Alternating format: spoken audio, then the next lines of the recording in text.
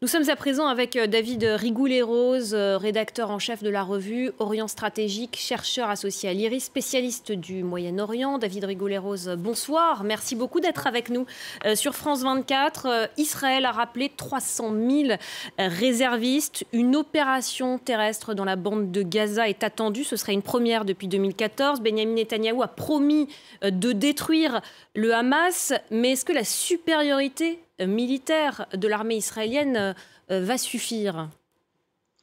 C'est le problème de l'engagement d'une armée régulière dans un combat asymétrique, notamment en zone urbaine, qui en général est pas en faveur d'ailleurs de l'assaillant. C'est très coûteux en vie humaine, à la fois pour l'armée qui est engagée et pour évidemment la population qui est dans cette zone. Parce qu'il y a une densité démographique qui est très élevée sur un petit territoire, et donc ce qu'on appelle les dommages collatéraux, évidemment, sont souvent exponentiels. Non délibérés, mais très importants. Et donc c'est le cauchemar en fait d'une armée régulière, mais les Israéliens estiment qu'il n'y a pas d'autre solution, qu'ils ne peuvent pas faire l'économie de cette opération au sol, parce que jusqu'à présent, à chaque fois qu'il y avait eu des lancements de roquettes, la réplique israélienne en fait venait des airs, c'est-à-dire qu'il y avait une réplique aérienne avec des bombardements sur des sites ciblés. Là, on est dans une autre configuration. L'idée, c'est effectivement d'éradiquer la structure politico-militaire du Hamas dans la bande de Gaza, et ça peut pas se faire sans une intervention au sol. Alors, depuis samedi, plusieurs roquettes ont également été tirées depuis le sud Liban, fief du Hezbollah, mouvement pro-iranien. Washington, d'ailleurs, a mis en garde hier le Hezbollah. Israël dit aussi ce soir que des roquettes ont été tirées sur le Golan depuis la Syrie. L'armée israélienne procède à des tirs d'artillerie en ce moment. C'est ce que dit l'armée israélienne dans les dépêches. Il y a clairement aujourd'hui un risque d'ouverture de plusieurs fronts dans cette guerre. C'est ce que je dis depuis un certain temps, hein. C'est effectivement le risque potentiel d'un élargissement sur un conflit multifront. Et malheureusement, c'est ce qui semble se dessiner. C'est-à-dire qu'effectivement, le conflit ne peut pas être circonscrit à Gaza.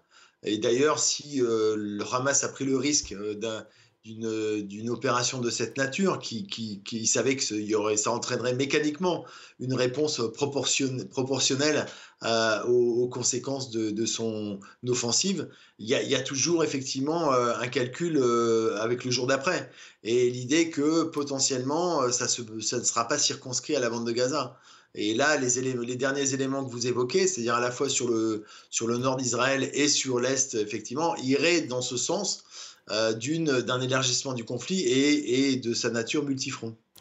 L'Iran nie avoir soutenu le Hamas, mais s'est félicité très vite de l'offensive de ce mouvement islamiste palestinien. Si le conflit s'envenime au nord, notamment avec le Hezbollah libanais, est-ce qu'il y a un risque à terme d'un conflit ouvert avec l'Iran, ennemi juré d'Israël? En fait, il est déjà à l'œuvre, mais il n'est pas encore actualisé.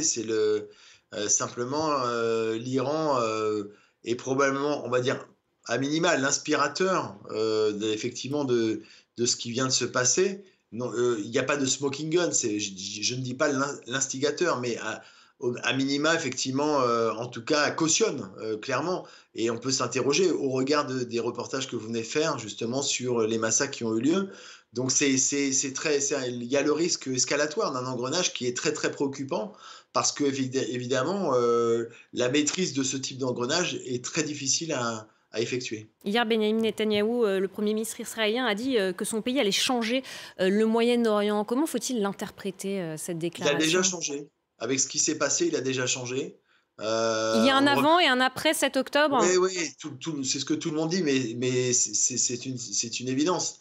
C'est-à-dire qu'on ne reviendra pas à la situation hantée, et ce qui va se développer à partir de maintenant effectivement, tous les logiciels qui jusqu'à présent fonctionnaient vont être modifiés en profondeur. Et donc les conséquences vont être extrêmement importantes et même redoutables, parce qu'on n'est jamais sûr de pouvoir maîtriser ce type de dynamique. Égypte, Qatar et Arabie Saoudite ont entamé beaucoup de discussions pour tenter de mettre un terme à cette escalade. Est-ce que ces initiatives ont la moindre chance d'aboutir quand on voit ce qui se passe depuis samedi matin? C'est peu probable. Alors ça fait partie évidemment de la scénographie, hein, c'est-à-dire qu'il s'agit d'essayer de faire montre d'une logique diplomatique qui pourrait surseoir, on va dire, une logique belligène. Mais vu ce qui est engagé, c'est peu probable, a fortiori de la part d'acteurs qui sont, on va dire, entre guillemets, suspects de caution, notamment le Qatar, hein. Il faut savoir que Ismaël Haniyeh est hébergé au Qatar, le chef du Hamas, que le Qatar avait avec l'aval d'Israël d'ailleurs, financer le traitement des fonctionnaires à raison de 30 millions de dollars par mois. Et donc, on voit bien que l'équation est en train de changer à tous les niveaux et sans pouvoir effectivement déterminer exactement les attendus de cette évolution. Merci beaucoup, David Rigoulet-Rose. Merci d'avoir été notre invité ce soir sur France 24.